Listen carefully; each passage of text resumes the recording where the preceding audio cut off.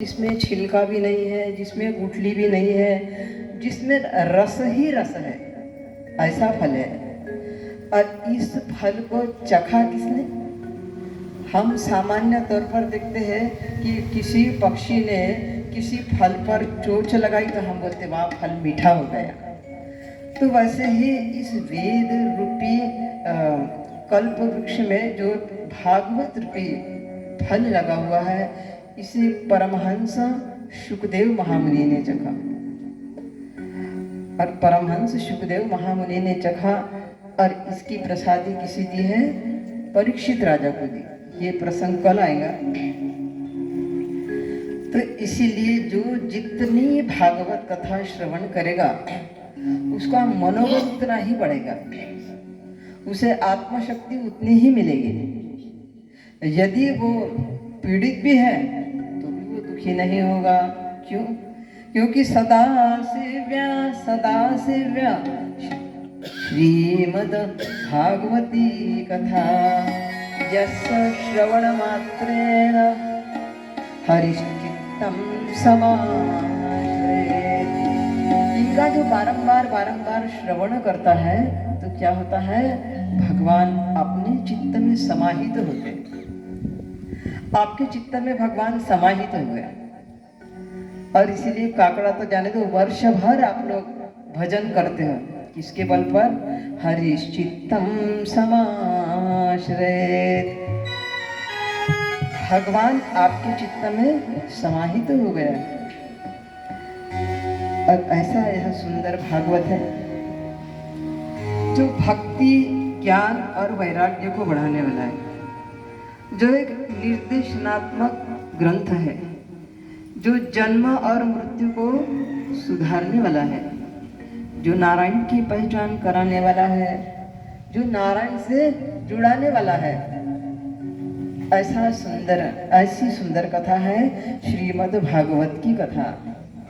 अब भागवत बोलो तो क्या है? भा से है भक्ति, भ से है भूमि, और इसीलिए भागवत क्या है? भ से भक्ति प्रदान करता है भागवत। अब ये भूमि में सुंदर सुंदर फसल होती है, फल फ्रूट होते हैं, तो उसे भी प्रदान करते हैं भगवान। तो इसीलिए भूमि भी भगवान की। भाग ग से है गगन। अब ये गगन में भी भगवान की सत्ता है। यदि गगन को भगवान ने धारण नहीं किए होता ना, तो इसके ऊपर जो यमपुरी है, मारिती झोड़ीती तोड़ीती निष्ठुर, यहाँ पर जो यमपुरी उनको दंड दिया जाता है वो भी हमारे आंख पर गिरा होता। तो इसलिए भा से भक्ति, ग से गगन, आ से अग्नि। आ से अग्नि नहीं होती तो भोजन कैसे पकाए होते आपने? बिना अग्नि का भोजन पकने वाला नहीं।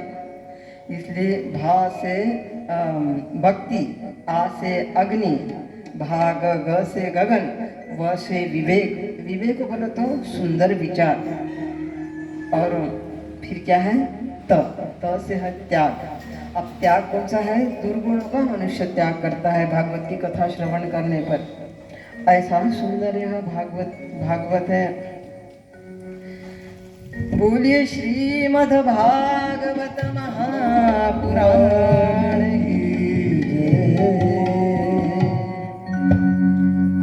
एक बार का प्रसंग यह हुआ, शौनकादिक 88,000 ऋषि नैमिषारण्य के परम पावन तीर्थ क्षेत्र में व्यास जी महाराज की शरण में।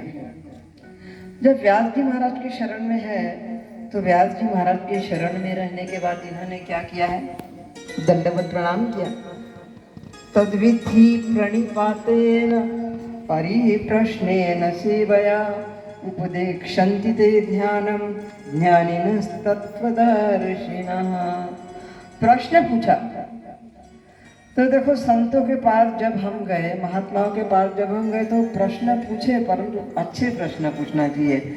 ऐसे प्रश्न पूछना चाहिए कि जिसमें स्व का और सर्व का कल्याण हो, ऐसे प्रश्न पूछना चाहिए। अब एक व्यक्ति ने प्रश्न पूछा था, बोले गुरुजी बताओ आकाश में तारे कितने हैं? अब आकाश में तारे कितने हैं तो क्या करेंगे? उस तारों का क्या गुलदस्ता बना के लाएंगे? हाय हमारा सामर्थ्य। अब एक ने ऐसा प्रश्न पूछ लिया, बोले गुरुजी बताओ आंवले के पेड़ में पत्ते कितने? अब पत्ते पूछ के क्या करेंगे? पूछना था आंवला। तो गुरुजी कहने लगे तू पत्ते पूछ के क्या करेगा, आंवले के बारे में पूछना। तो बोले गुरुजी आंवले तो 1-2 महीने ही रहेंगे, दिसंबर जनवरी तक का, पत्ते तो हमेशा रहेंगे ना।